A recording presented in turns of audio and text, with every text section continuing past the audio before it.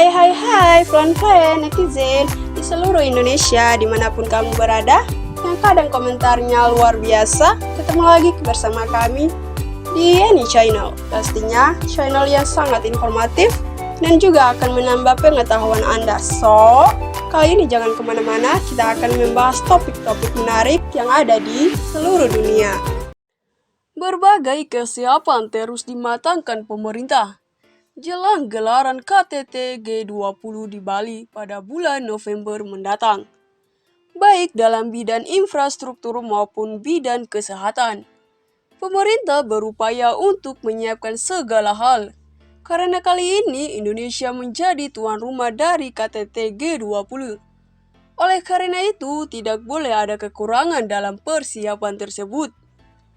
Berikut ini adalah beberapa persiapan yang dilakukan menjelang KTT G20 bulan November tahun 2022, versi Yeni Fakta.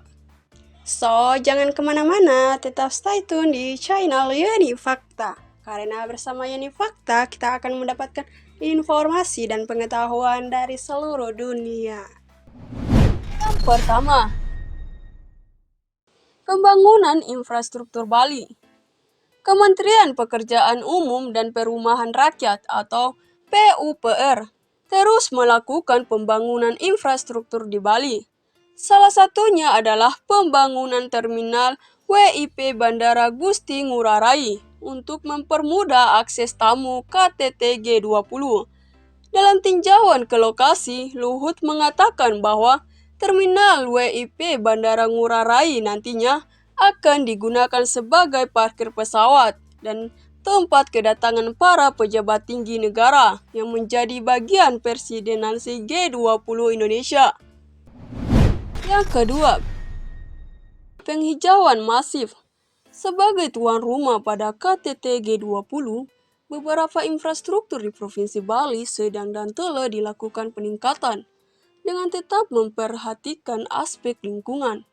Bali sebagai tuan rumah penyelenggaraan KTT G20 akan menjadi lebih cantik dan ramah lingkungan melalui kegiatan pembenahan infrastruktur kawasan yang didukung dengan penghijauan yang masif.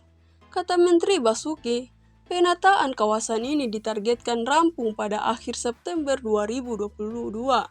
Dengan begitu, pada November 2022 sudah bisa digunakan sebagai showcase mangrove, ujar Kepala Satker Pelaksanaan Prasarana Permukiman Provinsi Bali Sunarjito.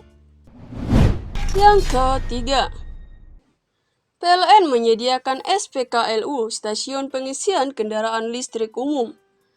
Untuk mendukung pengisian listrik kendaraan-kendaraan tersebut, PLN akan menyediakan 66 unit SPKLU beserta 4 cadangannya dan juga 21 unit pengisian cepat fast charge yang terbesar di berbagai lokasi. Selain itu, PLN juga akan menyediakan 200 unit pengisian rumah home charge di 10 lokasi. Tidak hanya PLN, perusahaan Toyota juga akan turut menyediakan SPKLU sebanyak 12 unit. Pada kesempatan ini, Wapres juga mencoba secara langsung proses pengisian daya sebuah mobil listrik melalui SPKLU. Yang keempat, protokol kesehatan.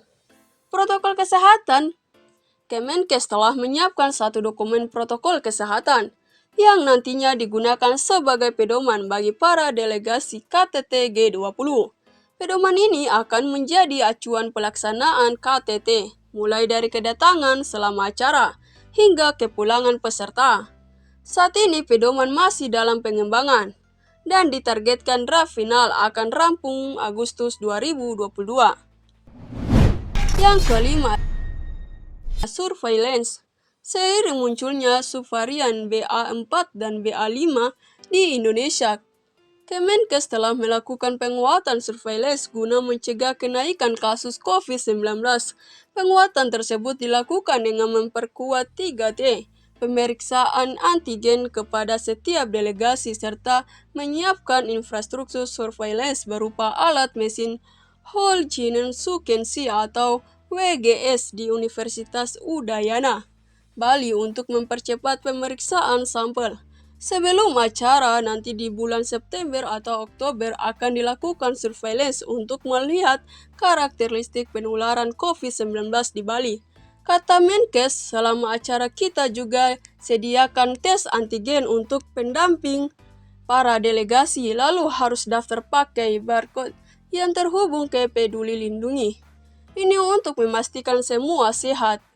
Ibu Menkes. Yang keenam, vaksinasi. Menkes menyebutkan cakupan vaksinasi COVID-19 di Bali saat ini sudah sangat baik, namun demikian, upaya meningkatkan laju vaksinasi masih diperlukan untuk memperkuat kekebalan tubuh di masyarakat. Saya minta vaksinasi COVID-19 tetap didorong, baik yang dosis lengkap maupun booster. Kalau sekarang mulai digiatkan lagi, kita bisa drop vaksinnya karena jumlahnya masih banyak. Ini untuk memastikan kekebalan masyarakat Bali bagus, tutur Menkes. Yang ketujuh, sistem perawatan.